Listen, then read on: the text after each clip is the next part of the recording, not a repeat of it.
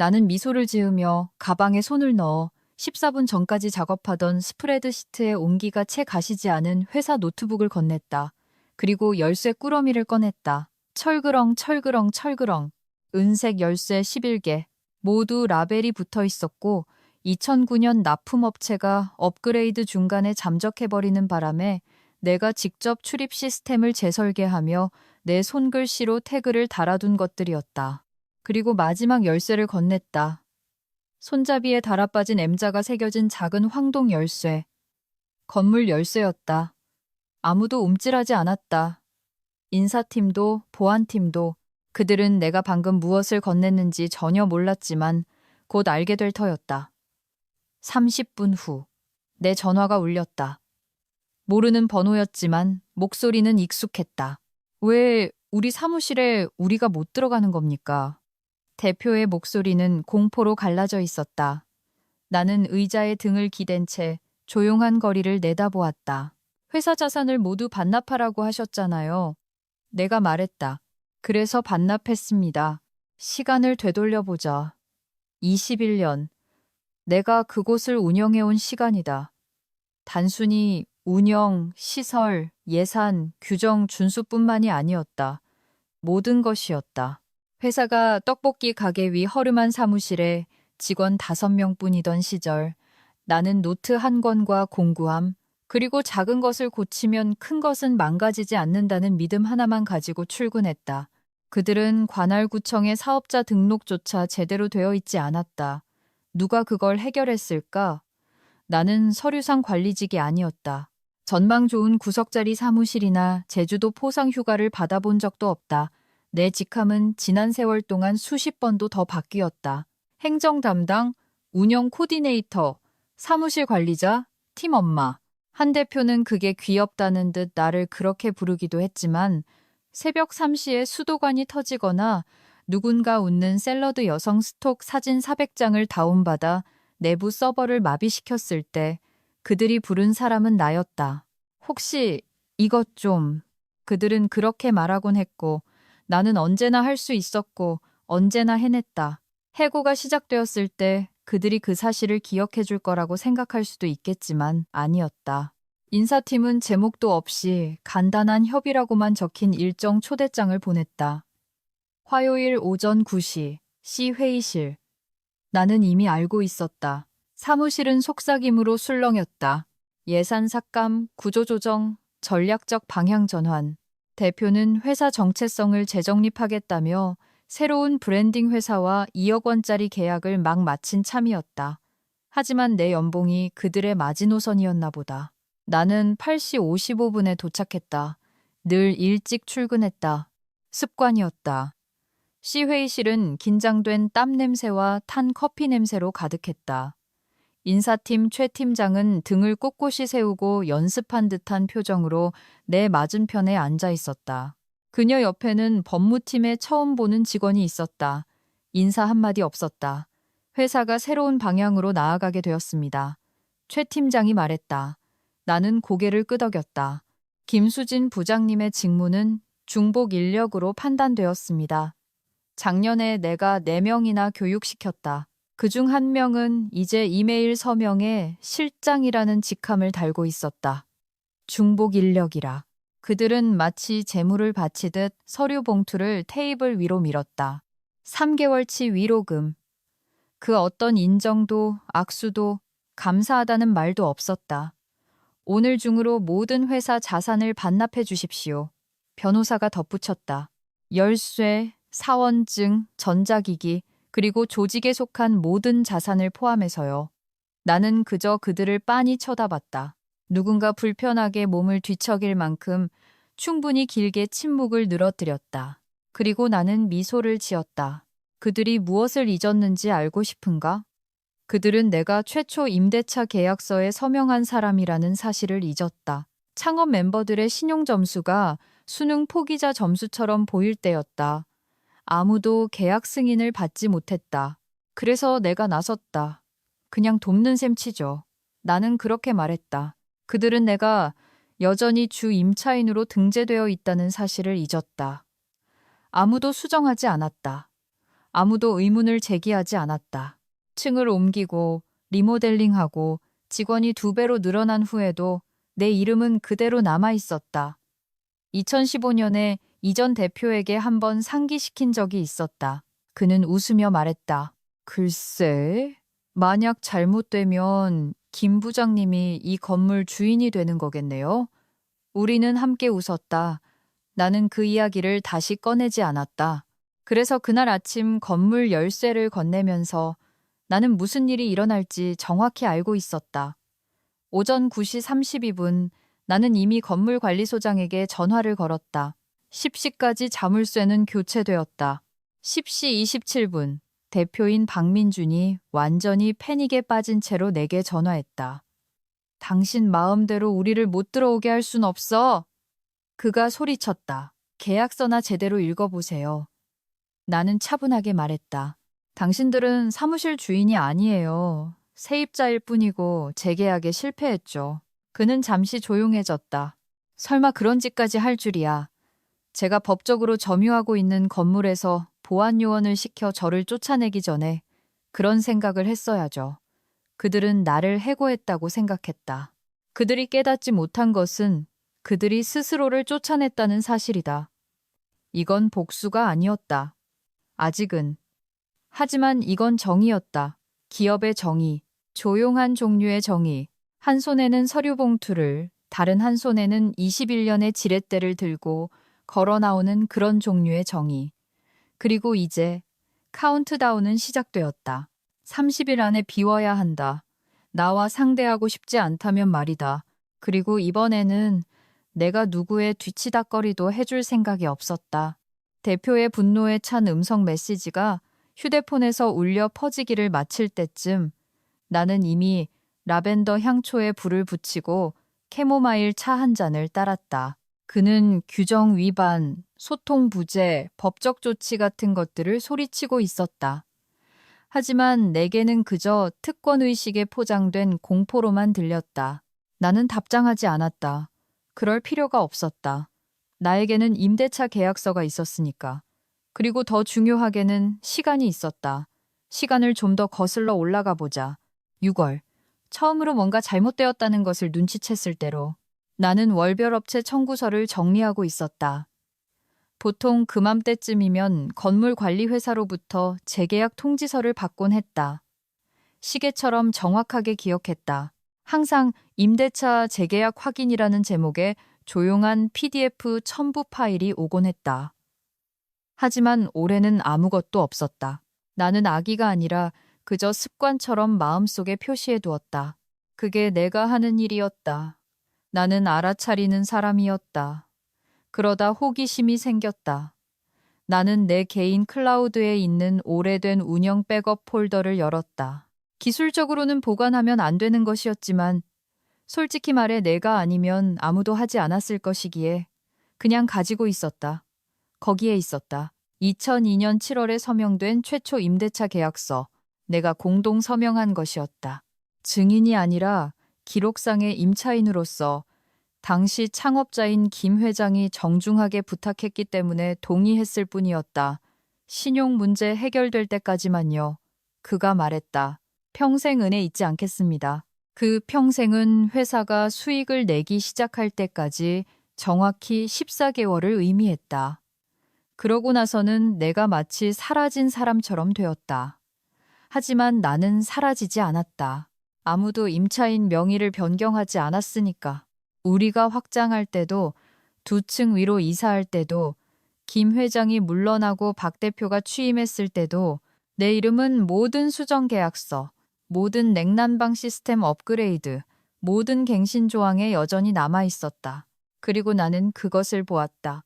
제사조 2항. 임차인이 계약 만료 30일 전까지 서면으로 재계약 의사를 통지하지 않을 경우 임대차 계약은 부동산 관리회사의 재량에 따라 월세 계약으로 전환된다. 유효한 임차 상태를 유지하지 못할 경우 점유권을 상실하고 우선 임차권이 재배정될 수 있다. 다시 말해 그들은 마감 기한을 놓쳤고 나에게는 여전히 통제권이 있었다. 그날이 6월 3일이었다.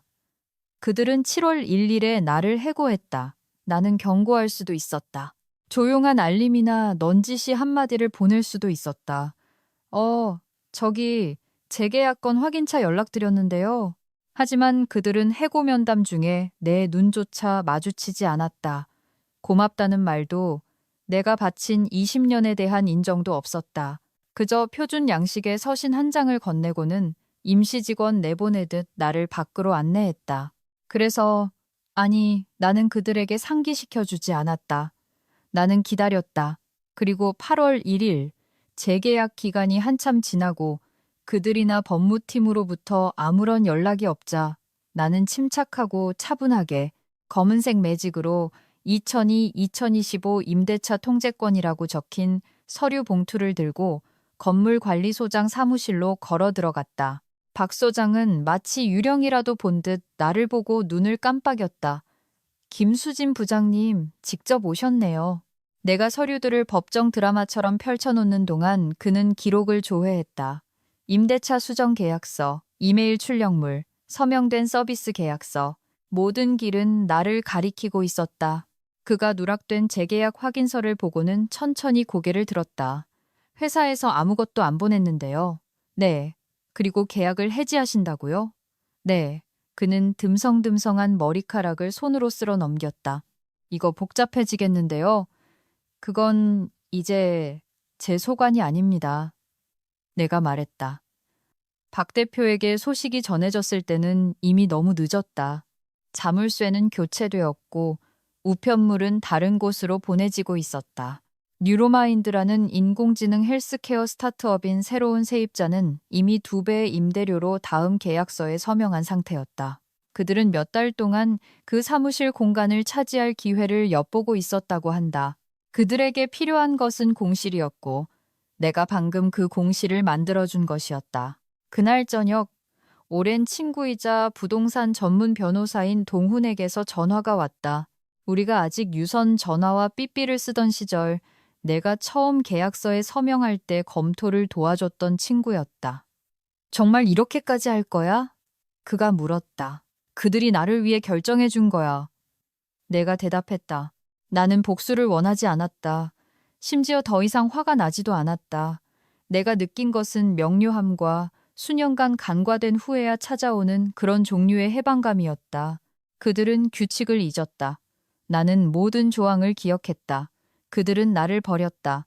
나는 건물 계약서를 내 서랍에 보관하고 있었다. 그들은 나를 과소평가했다. 나는 그들이 그렇게 하도록 내버려 두었다. 그리고 이제 진짜 카운트다운이 시작되었다. 퇴거까지 28일. 시계는 이미 움직이기 시작했다. 사무실에서는 혼돈이 끓어오르기 시작했다. 박 대표는 건물관리소장에게 전화했지만 아무 소득이 없었다. 인사팀 최 팀장은 내게 정중하게 이메일을 보내 갑작스러운 부동산 문제 해결에 협조해줄 의향이 있는지 물었다. 나는 답하지 않았다.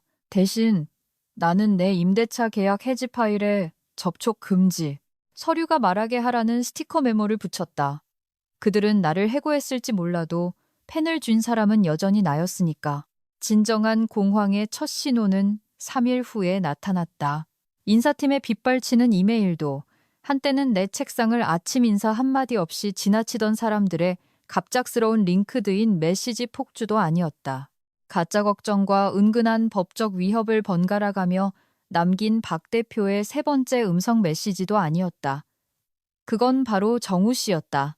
시설팀의 정우 씨. 그 건물에서 나 말고 유일하게 물어보지 않고도 배전반 위치를 아는 사람이었다. 그가 오전 7시 46분에 문자를 보냈다. 부장님, 혹시 냉난방 시스템 공급업체 로그인 정보 바꾸셨어요? 나는 커피잔을 든 채 한참 동안 그 메시지를 쳐다봤다. 질문은 단순해 보였지만 그 진짜 의미는 전혀 다른 것이었다. 그것은 부장님 없이는 이 건물이 숨쉬는 법을 몰라요 라는 의미였다. 우리가 2010년에 그 공간으로 처음 이사했을 때 냉난방 시스템은 재앙 수준이었다. 낡은 코일, 잘못 연결된 온도 조절기, 그리고 2차 세계대전에서 살아남은 듯한 지하장치. 납품업체들은 쓸모없고 비싸기만 했으며 대부분 우리 존재를 잊었다. 그래서 내가 직접 배웠다. 주말 내내 설명서와 유튜브 튜토리얼을 뒤지며 기술자들의 언어를 쓸만한 것으로 번역했다. 모든 환기구역, 압력 수치, 센서의 특징에 맞춰 색깔 탭을 붙인 맞춤형 바인더를 만들었다. 아무도 내게 시키지 않았지만 모두가 그것에 의존했다. 2012년까지 우리는 외주를 완전히 중단했다. 내가 서비스 계약을 협상하고 계정을 관리했으며 내 이름으로 된 공유 운영 법인 계좌를 통해 결제 구조를 변경했다. 완전한 관리자 권한을 가진 계정이었다. 아무도 그것을 바꾸지 않았다. 그래서 정우 씨가 로그인을 시도했을 때 2단계 인증이 더 이상 회사에 없는 번호로 연결된다는 것을 발견하고는 그가 진실을 말해줄 것이라고 믿는 유일한 사람에게 메시지를 보낸 것이었다. 바로 나에게. 나는 바로 답장하지 않았다. 정우 씨를 돕고 싶지 않아서가 아니었다. 그는 좋은 사람이었다. 조용하고 유능하며 나보다 20살이나 어리고 산악인처럼 덩치가 컸음에도 불구하고 나를 무시한 적이 없었다. 하지만 나는 그들이 조금이라도 느껴보길 바랐다. 에스프레소 머신과 서버렉이 동시에 돌아갈 때 불이 깜빡거리고 아무도 어느 차단기가 내려갔는지 모를 때의 기분을, 자신들의 인프라를 해고하고 나서야 그 인프라에 이름이 있었다는 것을 깨달았을 때의 기분을. 금요일쯤 되자 모든 징후가 나타났다. 2층 복합기가 걸렸다. 아무도 고치지 못했다. 청소업체가 오지 않았다. 시청에서 고지서가 날아왔다. 공과금 연체. 그들은 3년 전에 해지된 오래된 사서함으로 대금을 납부하려고 했던 모양이다. 내가 완벽한 침묵 속에서 유지해온 모든 시스템, 모든 작은 톱니바퀴가 멈추기 시작했다. 그리고 그때 공황은 절망으로 바뀌었다. 그날 오후 나는 모르는 번호로 전화를 받았다. 재무팀의 신입 임원 중 한 명인 이서연 이사였다. 우리는 그녀가 입사할 때 몇 마디 인사를 나눈 것이 전부였지만 그녀가 어느 날 아침 팀원들을 위해 도넛을 사와서 내 자리에도 하나 남겨주었던 것을 기억했다. 김수진 부장님, 그녀가 머뭇거리며 물었다. 어색한 부탁인 줄 알지만 혹시 잠시 시간 괜찮으실까요? 그녀의 목소리에는 그 회사 누구에게서도 한동안 들어보지 못했던 무언가가 있었다. 존중, 그리고 어쩌면, 아주 어쩌면 후회. 우리는 내 집과 사무실 중간쯤에 있는 작은 카페에서 만났다. 중립지대였다. 그녀는 비즈니스 캐주얼 차림이었고 나는 달아빠진 소매 때문에 버리기를 거부했던 가디건의 청바지 차림이었다. 그녀는 시간을 낭비하지 않았다. 저는 그 결정에 관여하지 않았습니다. 그녀가 말했다. 하지만 일이 그렇게 된 것에 대해 죄송하다고 말씀드리고 싶었어요. 나는 고개를 끄덕였다. 고마워요. 저희가 힘든 상황입니다. 그녀가 인정했다. 최 팀장은 허둥대고 법무팀은 과부하 상태고 박 대표는 모든 사람에게 소리치고 있어요. 솔직히 부장님이 실제로 얼마나 많은 일을 하고 계셨는지 아무도 몰랐던 것 같아요. 그건 명백한 사실이었다. 그녀는 망설였다. 도와달라고 기대하는 건 아니에요. 하지만 저희가 무엇을 놓치고 있는지, 어떤 조치를 취해야 할지 조언이라도 주실 수 있다면. 나는 차를 한 모금 마셨다. 그리고 그녀를 얼어붙게 할 질문을 던졌다. 혹시 회사 영업배상 책임보험의 피보험자가 누구로 되어 있는지 아세요? 그녀의 눈이 커졌다. 정확히는 모르겠는데요. 나는 그 침묵을 즐겼다. 왜냐하면 그것은 단지 임대차 계약만의 문제가 아니었기 때문이다. 모든 것이었다. 규정 준수 프로토콜, IT 업체 승인, 청소 서비스 갱신, 방역업체 계약, 지하 주차장 보안 코드, 모든 것이 나를 통해 이루어졌다. 자만심 때문이 아니라 필요성 때문이었다. 20년 넘게 그저 행정 담당으로 일하면서 나는 다른 무언가가 되었다. 건물의 척추. 그리고 이제 그들은 척추 없이 걸으려고 하고 있었다. 그날 밤 나는 식탁에 앉아 최종 단계, 3분기 전환 계획이라고 이름 붙인 새 노트를 펼쳤다. 그들을 위한 것이 아니라 나를 위한 것이었다. 지난 21년간 매 분기마다 해왔던 일을 할 시간이었다. 다음에 올 것을 준비하는 것. 화요일 오후 법원으로부터 확인 이메일을 받았다. 제목, 접수 통지, 임차인 계약 해지 청원, 타임스탬프 15시 17분. 나는 식탁에 앉아 노트북을 열어두고 옆에는 굵은 글씨로 해지 최종이라고 적힌 서류 봉투를 놓았다. 첨부된 것은 공식 통지서였다. 원고 김수진, 피고, 현 점유자 스위트 2011, 221, 사유, 계약기간 내 임대차 갱신 불이행, 명령, 30일 내 부동산 퇴거 통지, 즉시 효력 발생, 집행, 통지서 전달 시인가. 나는 미소 짓지 않았다. 씁쓸해서가 아니었다. 한 번도 고맙다는 말 한마디 하지 않는 사람들을 위해 평생 뒷수습을 하며 살아온 사람에게 정의는 축하처럼 보이지 않는다. 그것은 명료함처럼 보인다. 다음 단계는 일상적인 절차였다. 퇴거 통보서 세 부를 인수했다. 하나는 건물관리소장용, 하나는 관할법원용, 그리고 하나는 문에 붙일 용도. 건물관리소장인 박 소장이 다음 날 아침 정문 밖에서 나를 만났다. 그는 한 팔에 클립보드를 끼고 어색함과 감탄 사이를 오가는 표정을 짓고 있었다. 정말 괜찮으시겠어요, 김 부장님? 그들이 저를 잊어버린 배지나 찾으러 온 임시 직원처럼 밖으로 내보낸 그날부터 확신했습니다. 그는 고개를 끄덕이며 케이블 타이를 건넸다. 우리는 정문으로 걸어갔다. 너무 많은 손길과 너무 적은 청소로 얼룩진 유리문, 새로운 접수원. 아마 또 다른 임시 직원이겠지. 그녀가 혼란스러운 표정으로 우리에게 다가오는 것을 보았다. 그녀는 몸을 앞으로 숙였다. 무엇을 도와드릴까요? 박 소장이 헛기침을 했다. 법적 서류 전달하러 왔습니다. 그녀는 눈을 깜빡였다. 제가 뭘 해야 할? 아니요. 내가 부드럽게 말을 끊었다. 그냥 사장님께 정문을 확인해 보라고 전해주세요. 나는 형광주황색 퇴거 통보서를 눈높이에 맞춰 케이블 타이로 묶었다. 그것은 바람에 살짝 펄럭였다. 굵은 글씨, 검은 글자, 30일 마감 기한, 공식 직인이 찍혀 있었다. 그날이 8월 6일이었으니 9월 5일까지는 그들이 자발적으로든 법원 집행관과 함께든 떠나야 했다. 나는 이미 내부에서 폭풍이 형성되고 있음을 느낄 수 있었다. 오전 10시 12분 박 대표는 통보서를 보았다. 10시 17분 내 휴대폰이 최 팀장의 전화로 울렸다. 받지 않았다. 10시 24분 그녀가 문자를 보냈다.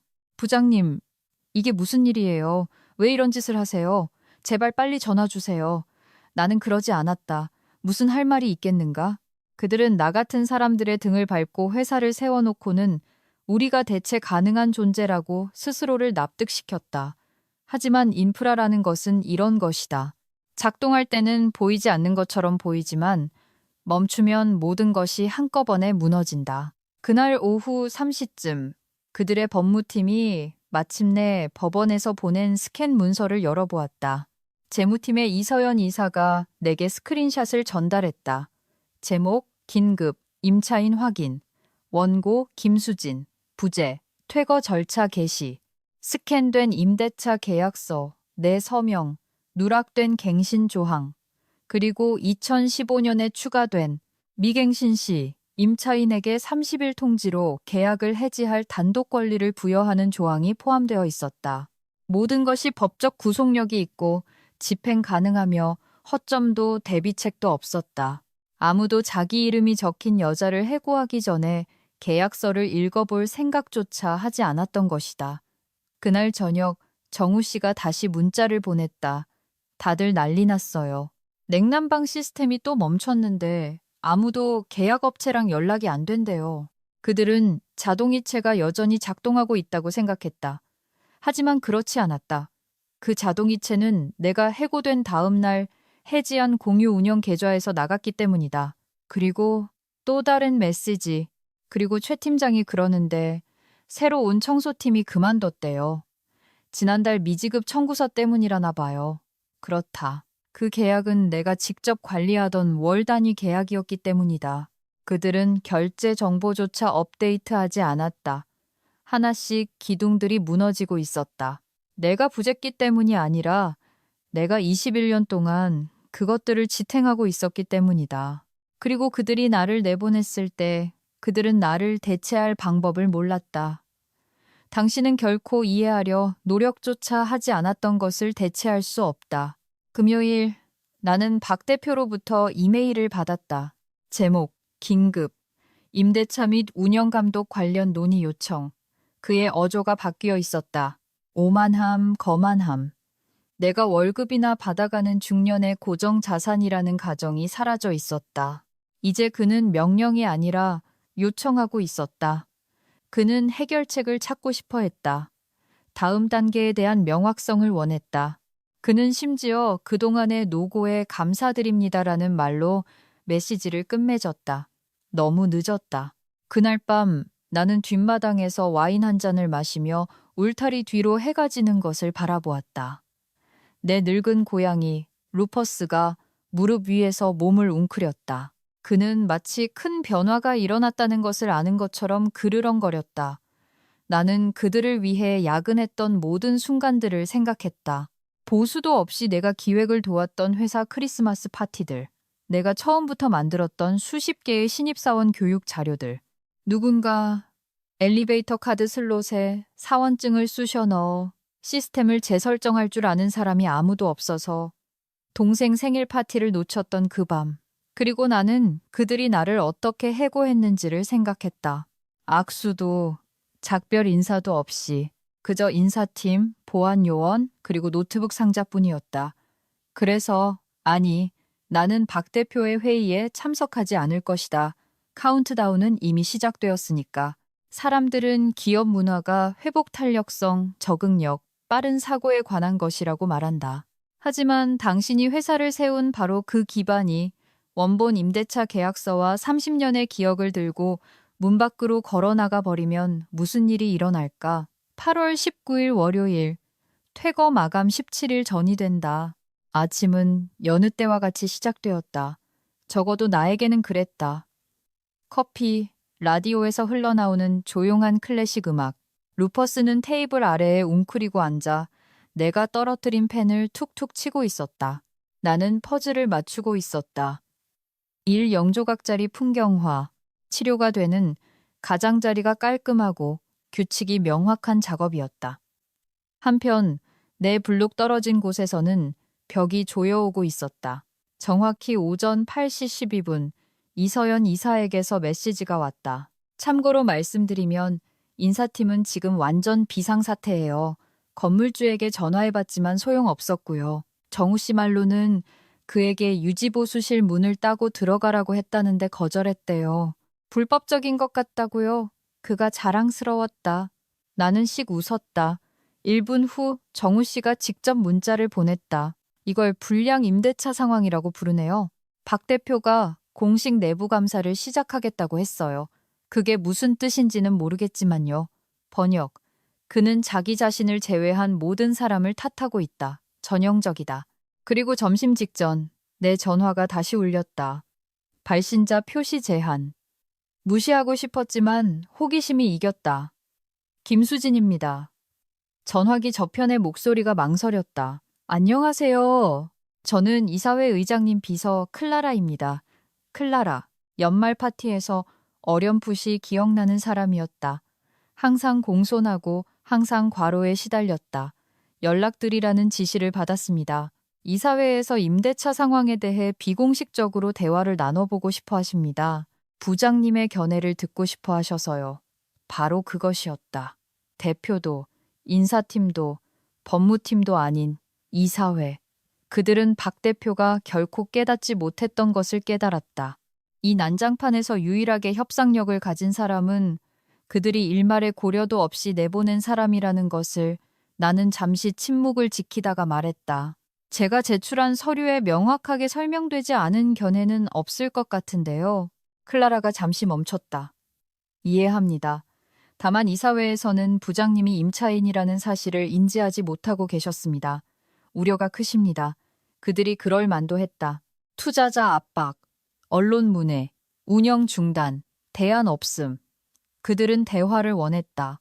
그들이 만든 문제를 내가 해결해 주기를 원했다. 하지만 협상력이라는 것은 이런 것이다. 한번 포기하면 그걸로 끝이다.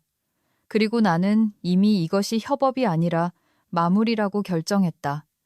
저는 회의에 참석할 수 없습니다. 내가 부드럽게 말했다. 하지만 행운을 빕니다. 그녀는 그럼에도 불구하고 감사하다고 했다. 적어도 예의를 아는 사람은 있었다. 주중이 되자 균열이 파국으로 치닫고 있다는 것이 명백해졌다. 정우 씨가 점심시간에 전화했다. 모두를 안심시키려고 전사회의를 열려고 했어요. 그가 말했다. 박 대표는 이걸 서류 처리 과정의 오해라고 불렀어요. 나는 콧방귀를 뀌었다. 이제 법원 명령을 그렇게 부르나? 그는 웃었지만 힘없는 웃음이었다. 사람들이 떠나고 있어요. 진짜 인재들이요. 마케팅 실장님이 사표 냈고 IT 팀장들은 다른 곳 면접 보고 있어요. 가라앉는 배에 머물고 싶은 사람은 아무도 없죠. 잘 됐네. 솔직히 정우 씨가 말했다. 부장님도 잘 되셨어요. 그는 잠시 멈췄다가 내가 예상치 못했던 말을 덧붙였다. 부장님은 그 건물의 가장 좋은 부분이셨어요. 그냥 건물을 운영하신 게 아니라 건물과 우리를 아껴주셨잖아요. 나는 목구멍에 차오르는 덩어리를 삼켰다. 고마워, 정우 씨. 그 말 큰 힘이 되네. 그날 저녁 나는 오래된 회사 메일함을 열었다. 기술적으로는 비활성화되었지만 그들은 내 개인 아카이브 폴더로의 클라우드 동기화를 끊는 것을 잊었다. 또 다른 실수. 나는 엿보려는 게 아니었다. 단지 한 가지가 필요했을 뿐이다. 내 최초 입사 환영 이메일. 찾았다. 2002년 7월 3일차. 제목, 팀이 된 것을 환영합니다. 김수진님. 내용은 간단하고 짧았으며 창업자인 김 회장이 직접 썼다. 저희에게 기회를 주셔서 감사합니다. 저희가 자리를 잡는 데 도움을 주신 것을 결코 잊지 않겠습니다. 이 회사는 언제나 당신을 위한 자리가 있을 겁니다. 언제나요. 나는 그것을 인쇄해서 냉장고에 붙였다. 아기에서가 아니었다. 단지 약속은 그것을 한 사람들이 기억하지 않으면 별 의미가 없다는 것을 상기시키기 위해서였다. 그 주말까지 최 팀장은 지난 10년간 운영팀에 있었던 모든 전 직원에게 단체 이메일을 보냈다. 제목, 공유 문서 요청, 주요 시스템 접근 권한, 본문, 과거 인수인계 과정에서 제대로 이전되지 않은 레거시 시스템, 접근 정보 또는 업체 연락처에 대한 지식을 가지고 계실 수 있는 전 팀원분들께 연락드립니다. 이번 구조 조정 기간 동안 어떠한 도움이라도 주시면 감사하겠습니다. 번역. 우리는 이제 기댈 곳이 없다. 그 금요일 오전 11시 24분 박 대표는 마지막 수를 썼다. 그는 우리 집으로 찾아왔다. 나는 블라인드 뒤에서 그를 지켜봤다. 그는 내 집 앞 진입로에 어색하게 서서 주머니에 손을 넣고 마치 엘리베이터가 다시는 내려오지 않을 것이라는 사실을 너무 늦게 깨달은 남자처럼 현관문을 쳐다봤다. 그는 노크하지 않았다. 그저 거기에 서 있었다. 어쩌면 용기를 내려고 했거나 아니면 그냥 내가 나오기를 바랐을지도 모른다. 나는 나가지 않았다. 루퍼스도 창턱에 앉아 그를 지켜봤다. 마치 작은 사자가 왕국을 지키는 것처럼 2분 후 박 대표는 돌아서서 자기 차로 걸어갔다. 말도 사과도 없이 그저 열쇠를 쥔 여자를 잊어버린 대가를 마침내 깨닫는 한 남자만 있을 뿐이었다. 9월 5일 퇴거일. 아침 해가 마치 마지막 막을 천천히 걷어올리는 커튼처럼 도시 위로 펼쳐졌다. 나는 창가에 서서 첫 직장에서부터 간직해온 이가 빠진 세라믹 머그잔에 담긴 블랙커피를 마셨다. 루퍼스는 내 발치에 웅크리고 앉아 느리고 게으른 동작으로 꼬리를 흔들었다. 도시 건너편 내 블록 떨어진 곳의 스위트 2011, 221은 더 이상 그들의 것이 아니었다. 주황색 통지서는 오전 8시 7분 법원 집행관이 클립보드와 무표정한 얼굴 그리고 산업용 케이블 타이 한 뭉치를 들고 나타날 때까지 문에 붙어 있었다. 절차대로 소란 없이 예외 없이. 그 사무실은 한때 100명이 넘는 직원들로 북적였다. 개방형 사무공간, 유리벽 회의실, 인턴들이 이름을 붙인 화분들, 죽어가는 용처럼 쉬익 소리를 내는 에스프레소 머신, 그리고 오직 이사회 발표 중에만 고장나는 복합기들. 이제는 조용하다. 가구는 반쯤 포장되어 있고 책상에는 이미 사내 메신저에서 사라진 이름들이 여전히 붙어 있다. 일주일 넘게 아무도 비우지 않은 재활용 쓰레기통에는 빈 라크루아 캔들이 쌓여 있다. 반쯤 지워진 전략, 낙서로 가득한 화이트보드, 복도에 버려진 하나의 요가볼 의자, 그리고 문에는 퇴거 명령 집행, 임차인 퇴거 완료라고 명료하게 쓰인 통지서가 붙어 있었다. 그들은 조용히 나가지 않았다. 물론 그랬을 리가. 박 대표는 마지막 주 내내 가능한 모든 방법을 시도했다. 임대차 계약서 전체를 읽어보지도 않은 것이 분명한 법무법인의 막판 서신, 건물주에게 건 전화는 그를 다시 건물관리소장에게로, 관리소장은 다시 나에게로 돌려보냈다. 최 팀장을 통해 모든 당사자에게 이익이 되는 협력적인 해결책을 찾기를 희망한다는 협상 제안. 나는 그 제안에도 답하지 않았다. 더 이상 무슨 할 말이 남았겠는가. 나는 그들을 방해하지 않았다. 아무것도 유출하지 않았다. 그들의 치부를 드러내거나 분노한 전 직원들을 선동하지도 않았다. 내가 한 것이라고는 그저 문을 열어주는 것을 멈춘 것뿐이었다. 그리고 내가 없자 그곳 전체가 저절로 멈춰버렸다. 그날 아침 정우 씨가 문자를 보냈더마. 끝났어요. 그들 다 갔어요. 마치 누군가 야망의 플러그를 뽑고 재충전을 잊어버린 것 같아요. 그가 사진 한 장을 보냈다. 텅 빈 사무실 바닥, 구석에 쌓인 의자들, 누가 그 기반을 세웠는지 잊어버린 제국의 유령. 그리고 두 번째 사진. 그것은 탕비실 근처에 밀쳐진 내 옛날 책상이었다. 선반 위에는 내 강아지의 작은 액자 사진이 놓여 있었다. 내가 그걸 두고 온 줄도 몰랐다. 그 아래에는 포스트잇 한 장이 붙어 있었다. 벌써 보고 싶어요. 정우, 나는 복도에 있는 옷장으로 걸어가 마무리라고 이름 붙인 폴더를 꺼냈다. 안에는 모든 서류가 들어 있었다. 임대차 계약 해지 확인서, 최종 납부 영수증, 퇴거 명령 확인서, 그리고 다음 주에 입주할 AI 스타트업 뉴로마인드의 계약서, 깔끔하고 명확하고 봉인된 상태. 새 임차인들은 이미 벽을 칠하기 시작했다. 신선하고 차분하며 현대적인 색으로. 그들은 내게 선물 바구니를 보냈다. 고급 차와 손으로 쓴 쪽지.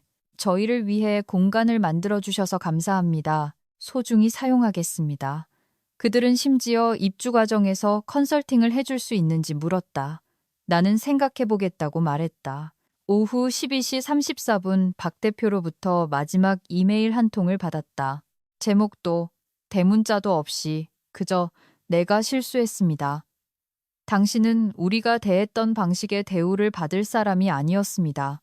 당신은 그냥 직원이 아니라 이 회사의 뼈대 그 자체였습니다. 너무 늦게서야 깨달았습니다. 요청도 질문도 없는 그냥 단어들. 그것은 내가 그에게서 몇 년 만에 처음으로 들은 정직한 말이었다. 나는 오랫동안 그것을 쳐다보았다. 나는 답장하지 않았다. 어떤 문들은 다시 열 필요가 없다. 그날 저녁 나는 부엌 서랍으로 걸어가 손을 뻗어 낡은 황동 열쇠를 꺼냈다. 손잡이에 달아빠진 M자가 새겨진 그 열쇠. 그것은 더 이상 아무것도 열지 못했지만 한때는 모든 것을 열었었다. 그리고 이제 그것은 내가 간직할 내 것이었다. 접근 권한을 주어서가 아니라 가치를 상징했기 때문이다. 내가 그곳에 있었고 내가 중요했다는 증거. 아무도 알아주지 않을 때조차도 나는 그것을 현관문 옆 작은 고리에 걸었다. 1981년 첫 월급 명세서와 시내 사무실로 이사하던 날, 김 회장이 내게 준 손편지 사이에 이곳은 오직 당신 덕분에 돌아갑니다. 우리가 그걸 잊지 않게 해주세요. 그들은 잊었다. 하지만 나는 아니었다. 알다시피 이 이야기는 복수에 관한 것이 아니다. 그것은 조용히 체계적으로 지워져서 어느 날 당신이 그냥 사라지고 그들은 그 차이조차 느끼지 못하는 것에 관한 것이다. 모든 것이 무너져 내릴 때까지. 그리고 나서야 그들은 기억한다. 너무 늦게. 이것은 지렛대에 관한 이야기다.